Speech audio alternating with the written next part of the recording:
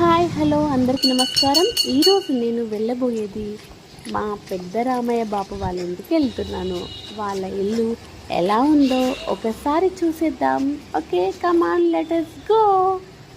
Wow, ఊరు వచ్చేసింది, ఇల్లు వచ్చేసింది, చూద్దాం. Okay, are you waiting for?